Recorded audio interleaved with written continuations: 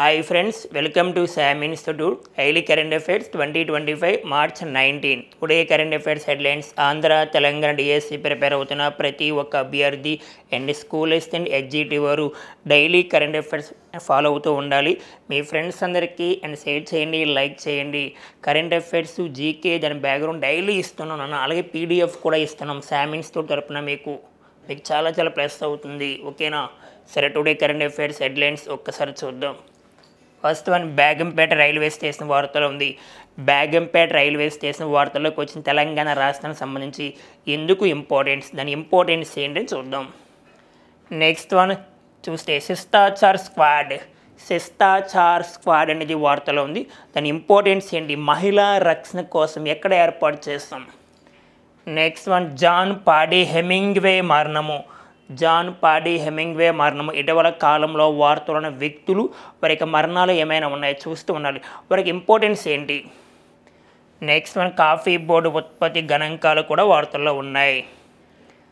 Next, Aadhaar water card అనుసంధానము. ఈ Aadhaar card మరియు వాటర్ ఐడి అనేది అనుసంధానం చేస్తారంట. Okay friends, first current affairs మనం చూస్తే బేగంపేట రైల్వే స్టేషన్ వార్తలో ఉంది. బేగంపేట అంటే మన తెలంగాణ రాష్ట్రం హైదరాబాదులో. ఎందుకు వార్తలో ఉంది, ఈ బేగంపేట రైల్వే స్టేషన్లో పూర్తిగా మహిళా ఉద్యోగులు, మహిళా సిబ్బందితో అక్కడ పనిచేసే ఎంప్లాయీస్ మొత్తం కూడా, ఆ రైల్వే స్టేషన్లో పనిచేసే ఎంప్లాయీస్ మొత్తం కూడా ఉమెన్సే ఉంటారు, మహిళా సిబ్బంది ఉంటారు. అంటే మహిళలను రైల్వే రంగంలో ప్రోత్సహించడానికి, లింగ సమానత్వాన్ని పెంపొందించడానికి, మహిళా సాధికారతను కూడా పెంపొందించడానికి కూడా దీన్ని ఏర్పాటు చేయనున్నారు. గమనిస్తే మహిళలను రైల్వే రంగంలో ప్రోత్సహించడానికి, లింగ సమానత్వాన్ని పెంపొందించడానికి మరియు మహిళా సాధికారత కొరకు ఇలా ఇటీవల కాలంలో ఎక్కడ ఏర్పాటు చేస్తారు, బేగంపేట రైల్వే స్టేషన్లో పూర్తిగా మహిళా సిబ్బందులే ఉంటారు. అలా దేశంలో ఇప్పుడు దీన్ని లింక్ చేసుకోవాలి. దేశంలో తొలిసారిగా మహిళా సిబ్బంది, పూర్తిగా మహిళా సిబ్బందితో ఏర్పాటు చేసిన రైల్వే స్టేషన్ ఏమైనా ఉందా? ఉంది. 2017లో ఏర్పాటు చేశారు. ఆ railway station Matunga railway station.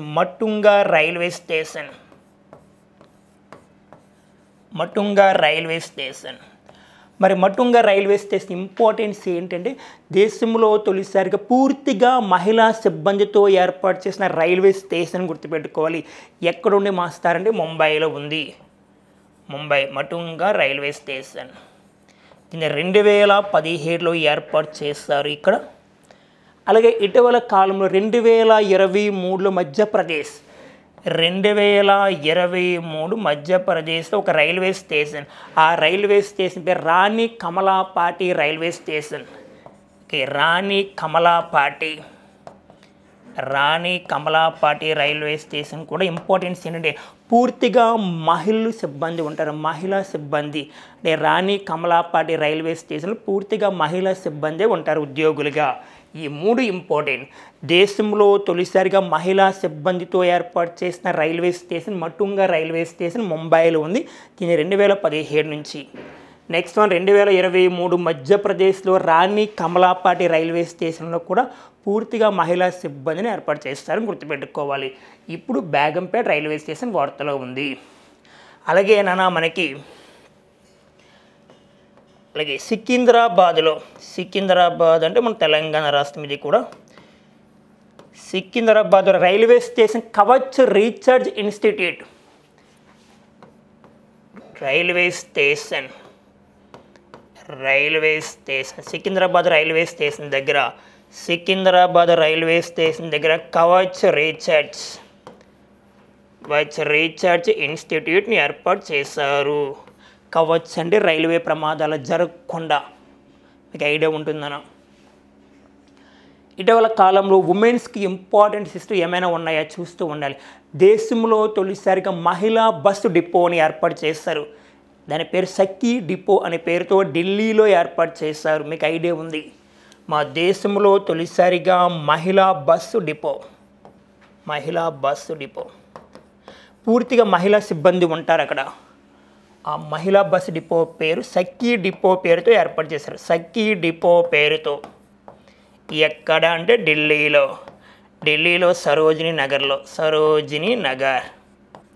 మా దేశంలో తొలిసారిగా మహిళా బస్సు డిపో పేరు సఖీ డిపో ఎక్కడ ఏర్పాటు చేస్తారు అంటే ఢిల్లీలో అని గుర్తుపెట్టుకోవాలి. పూర్తిగా మహిళా సిబ్బంది ఉంటారు. ఇలా ఇంపార్టెంట్ చూస్తూ ఉండాలి. ఇక రైల్వేస్ తీసుకొచ్చింది కావున మరి దేశంలో తొలిసారిగా రైల్వే బోర్డుకు తొలి మహిళా చైర్పర్సన్గా ఎవరు పని చేస్తారు బిఫోర్ కూడా చెప్పాను మీకు. దేశంలో తొలిసారిగా మహిళా బోర్డు చైర్పర్సన్గా పనిచేసిన వ్యక్తి జయవర్మ సిన్హా. జయవర్మ సిన్హా రైల్వే బోర్డుకి తొలి మహిళా చైర్పర్సన్. వరుస క్రమంలో 46వ పర్సన్ మహిళ పరంగా అయితే వాస్తవాన్ని గుర్తుపెట్టుకోవాలి. ప్రెసిడెంట్ ఎవరు పనిచేస్తున్నారు రైల్వే బోర్డు చైర్పర్సన్గా అంటే సతీష్ కుమార్ గారు పనిచేస్తున్నారు. సతీష్ కుమార్ గారు 47th పర్సన్ అని గుర్తుపెట్టుకోవాలి. అదే రైల్వే శాఖ మంత్రి అయితే అశ్విని వైష్ణవ్.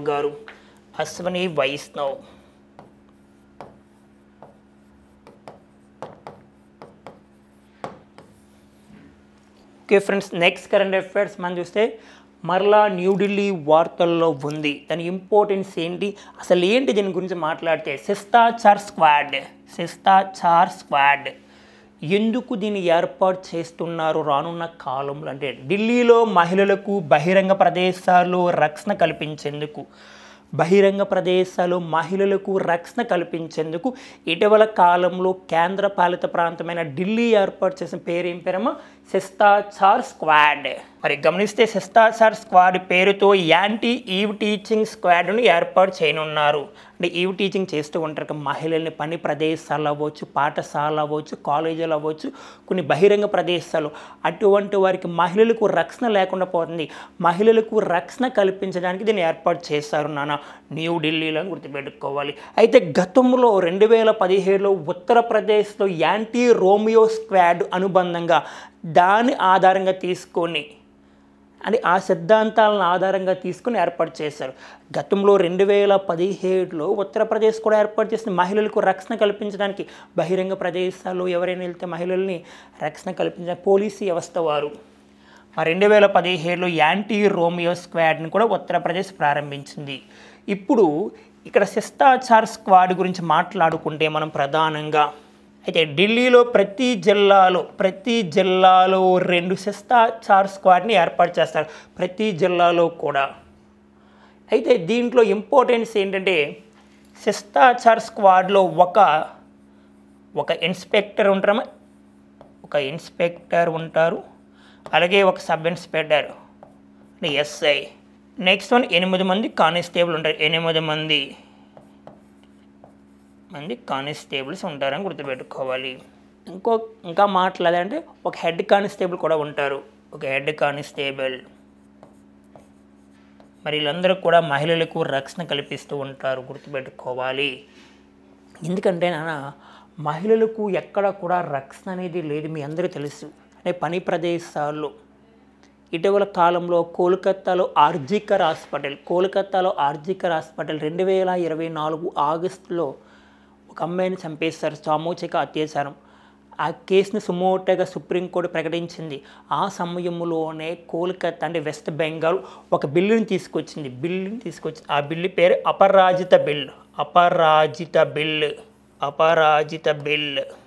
అపరాజిత బిల్ ఏ రాష్ట్రం తీసుకొచ్చింది అంటే మనం గుర్తుపెట్టుకోవాలి, కోల్కతా అంటే వెస్ట్ బెంగాల్ రాష్ట్రం తీసుకొచ్చింది. మహిళలకు రక్షణ కల్పించడానికి, ఎవరైనా మహిళ పైన దాడి చేస్తే, లైంగిక దాడి చేస్తే వారికి కఠినమైన శిక్షను విధిస్తారని గుర్తుపెట్టుకోవాలి. అలాగే మహిళల కోసం చాలా మహిళా సంఘాలు పనిచేస్తున్నాయి, అలాగే మహిళా కమిషన్ కూడా పనిచేస్తుంది. మహిళా కమిషన్ భారతదేశంలో మహిళా రక్షణ కోసం మహిళా కమిషన్ పనిచేస్తుంది. ప్రజెంట్ మహిళా కమిషనర్ ఎవరు పనిచేస్తున్నారు, నేషనల్ ఉమెన్ కమిషనర్ అంటే జాతీయ మహిళా కమిషన్కి కమిషనర్ ఎవరు, సింపుల్గా జాతీయ మహిళా కమిషన్కి చైర్పర్సన్గా ఎవరు పనిచేస్తున్నారు ప్రజెంట్ అంటే మనకి విజయ రహత్కర్ పనిచేస్తున్నారు. జాతీయ మహిళా కమిషన్కి చైర్పర్సన్గా విజయ రహత్కర్ పనిచేస్తున్నారని గుర్తుపెట్టుకోవాలి. ఈమె 9th పర్సన్. గతంలో ఈమె కన్నా ముందు ఎవరు పనిచేస్తారు, రేఖా శర్మ. మహిళలకు రక్షణ కల్పించడానికి మన తెలుగు రాష్ట్రాలు కూడా చాలా ప్రయత్నం చేస్తున్నా. ఏ పేరుతో ప్రయత్నం చేస్తున్నా తెలుగు రాష్ట్రాలు మీకు ఐడియా ఉంటుంది. అయితే తెలుగు రాష్ట్రాల్లో మహిళలకు రక్షణ కల్పించడానికి ఆంధ్రప్రదేశ్, తెలంగాణ ఏ పేరుతో వారికి రక్షణ కల్పిస్తారంటే సి టీమ్స్ అనే పేరుతో తెలుగు రాష్ట్రాలు, ఆంధ్రప్రదేశ్, తెలంగాణ మహిళలకు రక్షణ కల్పిస్తున్నారు. అలాగే మనకి ఇక్కడ పోక్సో చట్టం గుర్తు రావాలి. పోక్సో యాక్ట్ అంటారు. పోక్సో యాక్ట్ అంటే protection of children from sexual offence act. ఇది 2012లో వచ్చింది. మహిళలకు రక్షణ కల్పిస్తూ ఉంటారు దీని ద్వారా కూడా. అలాగే 2013లో కూడా నిర్భయ చట్టం వచ్చింది. నిర్భయ చట్టము ఇవన్నీ చదువుతూ ఉండాలి, లింక్ చేస్తూ సబ్జెక్ట్ని. Okay friends, next current affairs మనం చూస్తే ఒక విన్యాసం వార్తలో ఉంది. ఒక విన్యాసం వార్తలో ఉన్నప్పుడు త్రివిధ దళాల్లో ఏ విన్యాసము ఏ 2 దేశాల మధ్య జరుగుతుంది? ఈసారి జరిగిన ఎడిషన్ ఎడిషన్ ఆర్మీ పర్పసా, ఎయిర్ ఫోర్స్ పర్పసా, నేవీ పర్పసా చూస్తూ ఉండాలి. చాలా చాలా ఇంపార్టెంట్. విన్యాసాల నుంచి మనకి ప్రశ్న గ్యారెంటీగా వస్తుంది. మరి ఈసారి వార్తలో ఉన్న విన్యాసం పేరు వరుణ విన్యాసాన్ని ఎక్సర్సైజ్ అని పిలుస్తారు. ఎక్సర్సైజ్ గమనించాలి. ఎక్సర్సైజ్ వరుణ 2025 వార్తలో ఉంది. మరి ఈసారి జరిగిన ఎడిషన్ 2025 ఎడిషన్ 23rd అంటే 23వ ఎడిషన్. ఇది మార్చి 19 నుంచి మార్చి 22 వరకు జరుగుతుంది. అంటే ఈ రోజున స్టార్ట్ అయింది. మరి ఏ 2 దేశాల మధ్య?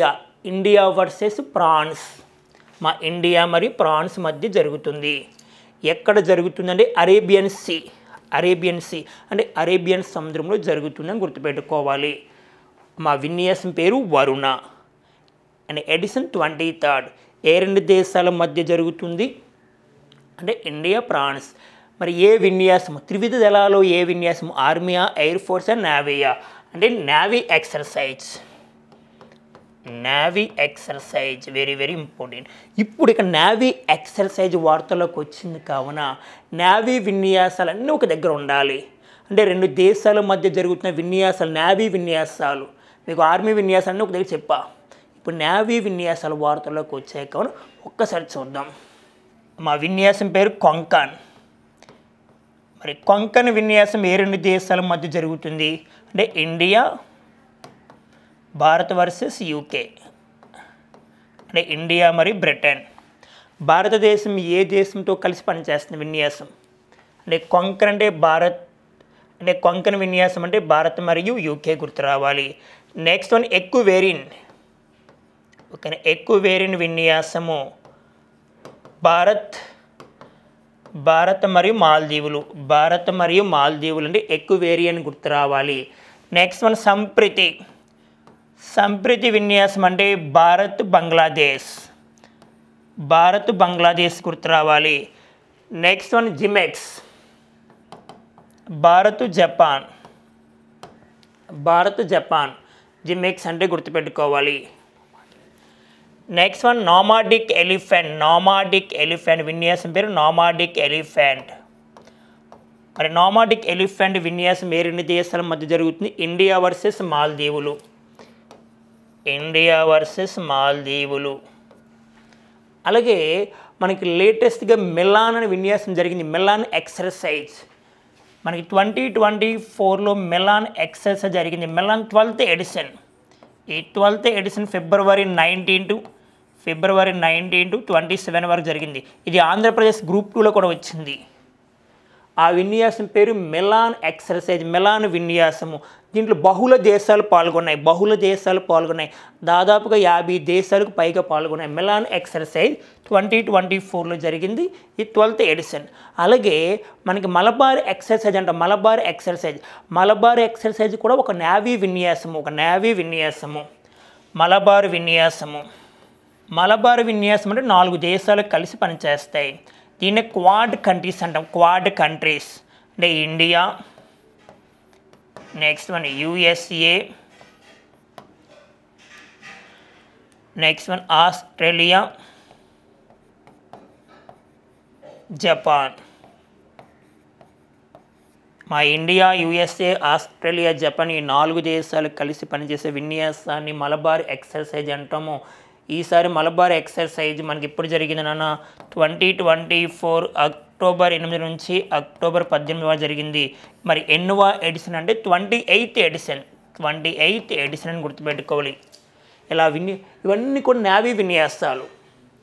భారత్ ఫ్రాన్స్ అంటే వర్ణ గుర్తు రావాలి, భారత్ యూకే అంటే కొంకన్ గుర్తు రావాలి, భారత్ మాల్దీవులు అంటే ఎక్వేరియన్ గుర్తు రావాలి. నెక్స్ట్ వన్ సంప్రీతి అంటే మనం గుర్తు రావాల్సింది భారత్ బంగ్లాదేశ్. ఇవన్నీ లింక్ చేస్తూ ఉండాలి సబ్జెక్ట్ని. Okay friends, next current affairs మనం చూస్తే ఒక వ్యక్తి మరణించినట్టు వార్తల్లో ఉన్నారు. ఇటీవల కాలంలో మరణిస్తున్న వ్యక్తులు వారి ఇంపార్టెన్స్ చూస్తూ ఉండాలి. పర్టికులర్గా ఆ పర్సన్ ఎవరు. మరి ఇప్పుడు ఒక వ్యక్తి మరణించినట్టు వార్తల్లోకి వచ్చారు. ఆయన ఎవరో చూద్దాం. ఓకే, జాన్ పాడీ హెమింగ్వే మరణము. జాన్ పాడీ హెమింగ్వే మరణము. ఆయన ఎవరంటే 2వ ప్రపంచ యుద్ధంలో బ్రిటన్ తరపున పోరాడిన రాయల్ ఎయిర్ ఫోర్స్ చివరి పైలట్ అంట. ఆర్ఏఎఫ్ అంటే రాయల్ ఎయిర్ ఫోర్స్. అంటే 105 సంవత్సరాల వయసులో చనిపోయారు. In importance 105 years. ఇది ఏ దేశం అంటే ఐర్లాండ్ దేశము. నెక్స్ట్ 1941లో ఫ్లయింగ్ క్రాస్ అవార్డును కూడా పొందారు ఈయన. నెక్స్ట్ 19 జూలై 17 జన్మించారు. మనకి first world war, second world war చదువుతూ ఉంటాం స్టాక్ జీకే పరంగా. ఫస్ట్ వరల్డ్ వార్ 1914 నుంచి 18 వరకు జరిగింది. ఈ ఫస్ట్ వరల్డ్ వార్ తర్వాత ప్రపంచ శాంతి కోసం ఒక సంస్థను ఏర్పాటు చేస్తారు. నానాజాతి సమితి, లీగ్ ఆఫ్ నేషన్ అంటారు. నానాజాతి సమితి. మా గత డిఎస్ఎల్ అడిగాడు. నానాజాతి సమితి 1920 జనవరి 10వ ఏర్పాటైంది. నానాజాతి సమితి పితామహుడు వుడ్రో విల్సన్ అని మనం చదువుతాం స్టాక్ జీకేలో. దీని హెడ్ క్వార్టర్ జెనీవా. అలాగే సెకండ్ వరల్డ్ వార్ మనకి 2వ ప్రపంచ యుద్ధం 1939 to 45 వరకు జరిగింది. 2వ ప్రపంచ యుద్ధం తర్వాత ప్రపంచ శాంతి కోసం మరొక సంస్థ ఏర్పాటైంది. యుఎన్ఓ మీకు తెలుసు, ఐక్యరాజ్య సమితి. దాంట్లో ప్రస్తుతం సభ్య దేశాల సంఖ్య 193. దాని హెడ్ క్వార్టర్ న్యూయార్క్. అలా 2వ ప్రపంచ యుద్ధంలో బ్రిటన్ తరపున పోరాడిన రాయల్ ఎయిర్ ఫోర్స్ ఎవరు నాన్న అంటే ఆయన పేరు జాన్ పాడీ హెమింగ్వే. ఆయన ఇటీవల కాలంలో మరణించారు. మరి ఇటీవల కాలంలో మరణించిన వ్యక్తులు ఇంపార్టెంట్ పర్సన్స్ ఒక్కసారి చూద్దాం. అలా లేటెస్ట్గా ఒడియా కవి పద్మవిభూషణ్ గ్రహీత మరణించారు. పద్మభూషణ్ అవార్డు గ్రహీత ఒడియా కవి మరణించిన వార్తలకు వచ్చాయి. ఆయన పేరు రామాకాంత్ రాత్ లేటెస్ట్గా మరణించారు. అలాగే కేంద్ర మాజీ మంత్రి దేవేంద్ర ప్రధాన్ కూడా లేటెస్ట్గా మరణించారు. ఇటీవల కాలంలో మన్మోహన్ సింగ్ భారత మాజీ ప్రధాని పద్మవిభూషణ్ గ్రహీత. నెక్స్ట్ ఆర్బీఐ మాజీ గవర్నర్ అయిన మన్మోహన్ సింగ్ కూడా ఇటీవల కాలంలో 2024 డిసెంబర్ 26న మరణించారు. అలాగే ప్రముఖ పారిశ్రామికవేత్త అయిన రతన్ టాటా గారు కూడా మరణించారు. 2024 అక్టోబర్ 9న రతన్ టాటా. అలాగే సిపిఎం నాయకుడు సీతారాం యేచూరి కూడా ఇటీవల కాలంలో మరణించారు. అలాగే తబాలా పితామహుడిగా పేరు పొందిన తబాలాకు చెందిన వ్యక్తి జాకీర్ హుస్సేన్ కూడా ఇటీవల కాలంలో మరణించినారు వార్తలు ఉంది. ఆయన డిసెంబర్ 15న మరణించారు. ఇటీవల కాలంలో ప్రముఖులు వారి మరణాలు చూస్తూ ఉండాలి. Okay friends, next current affairs మనం చూస్తే క్రీడా రంగానికి సంబంధించి అదే ఖేలో ఇండియా వింటర్ గేమ్స్ వార్తలో ఉంది. Khelo India winter games 2025 already జరిగిపోయినా. మరి ఖేలో ఇండియా వింటర్ గేమ్స్ అని 2025 5th ఎడిషన్ 5వ ఎడిషన్. ఇది మొత్తం 2 విడతలుగా జరిగింది. ఫస్ట్ వన్ జనవరి 23 నుంచి జనవరి 27 వరకు లడఖ్లో జరిగింది. లడఖ్లో లేహ్ అనే ప్రాంతంలో. సెకండ్ ఫేజ్ మార్చి 9 నుంచి 12 వరకు జరిగింది జమ్మూ అండ్ కాశ్మీర్లో. దీని యొక్క మస్కెట్ ది స్నో లెపార్డ్ అంటే మంచు చిరుత అని అర్థము. మంచు చిరుత. మరి దీంట్లో పథకదారులు మాట్లాడదాం. అంటే పథకాలు అంటే మెడల్స్. ఫస్ట్ ప్లేస్ భారత సైన్యం ఉంది. భారత సైన్యం మొత్తం 18 పథకాలు సాధించింది.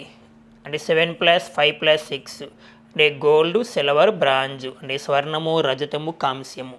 సెకండ్ ప్లేస్ హిమాచల్ ప్రదేశ్ ఉందమ్మా 6+5+7 మొత్తం 18. ఇది 18. కాకపోతే భారత సైన్యానికి 7 గోల్డ్ వచ్చాయి ఇక్కడ. థర్డ్ ప్లేస్ లడాక్ అంటే 4+2+1 మొత్తం 7 పథకాలు సాధించారు.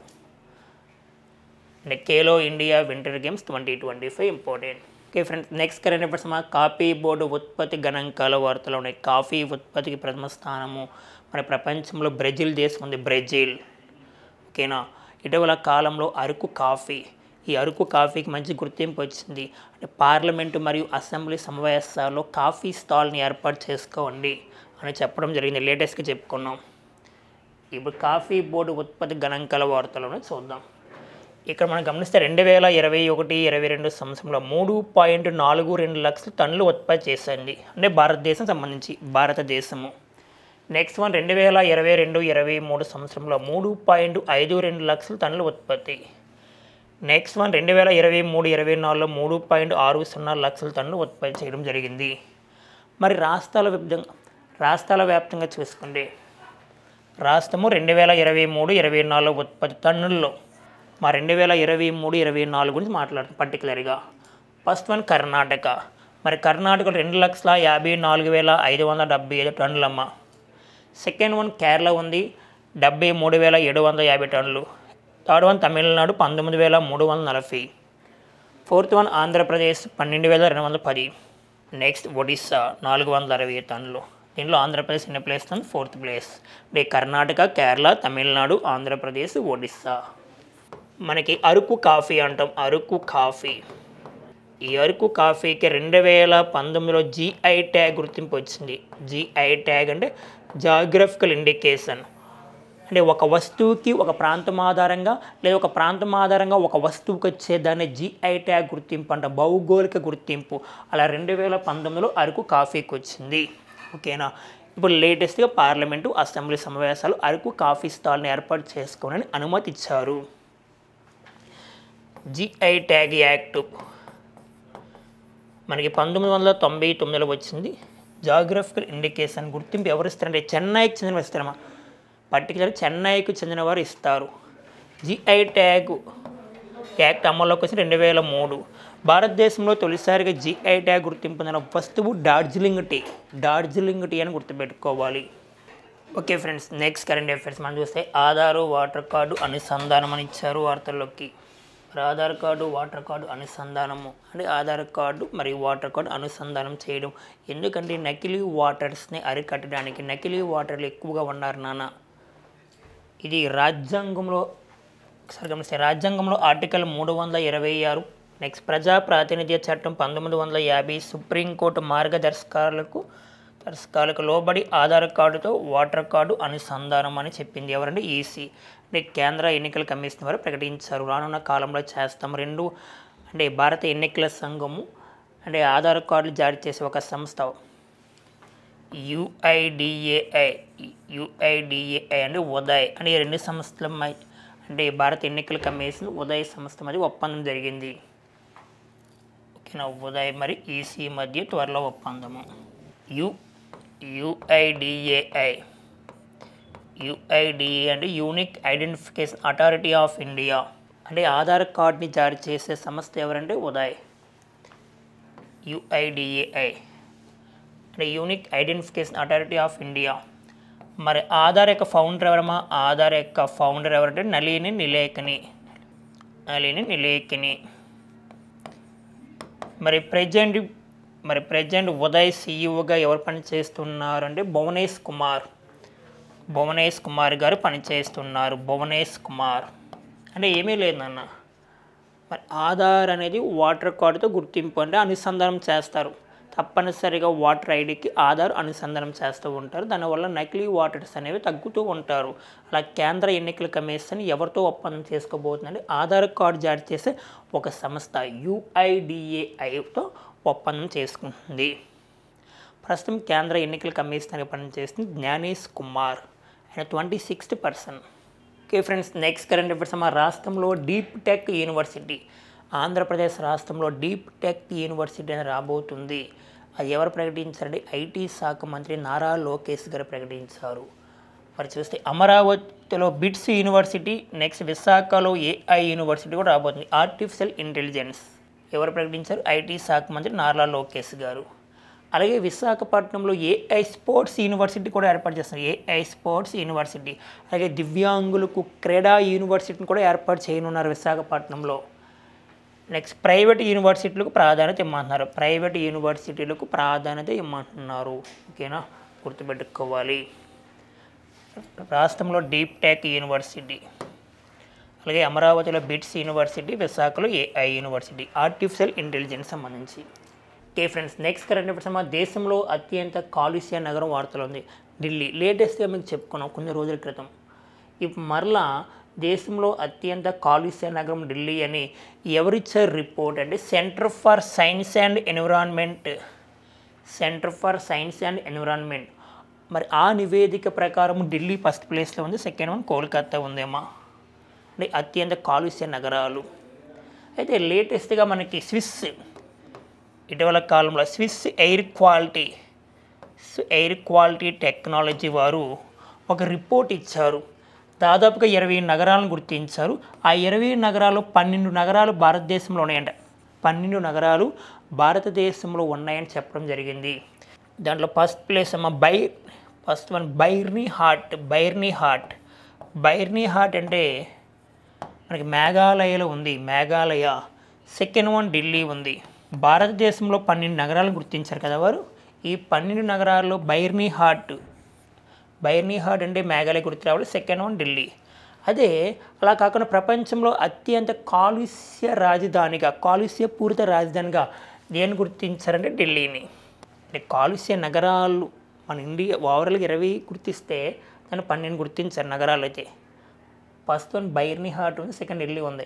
అలా కాకుండా కాలుష్య రాజధానిగా అంటే ప్రపంచవ్యాప్తంగా ఢిల్లీ ఉంది. మరి ప్రపంచంలో అత్యంత కాలుష్య దేశాలు చూసుకుంటే ఫస్ట్ వన్ చాద్ ఉందమ్మా, చాడ్ దేశము. సెకండ్ వన్ బంగ్లాదేశ్ ఉంది. మరి రిపోర్ట్ ఇచ్చింది ఎవరు చెప్పుకున్నామా? స్విస్ ఎయిర్ క్వాలిటీ టెక్నాలజీ వారు. అలాగే ఇప్పుడు centre for science and environment వారు ఏం చెప్పారు?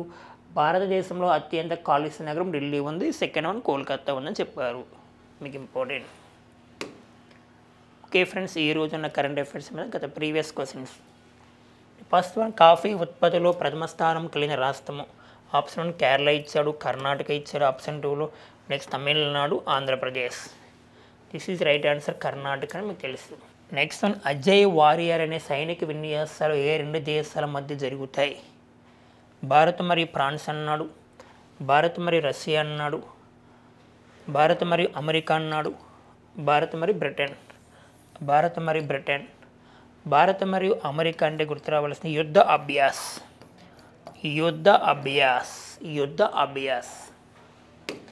ఓకే ఫ్రెండ్స్, ఈ రోజున కరెంట్ అఫైర్స్ మీ ఫ్రెండ్స్ అందరికీ షేర్ చేయండి, లైక్ చేయండి. All the best.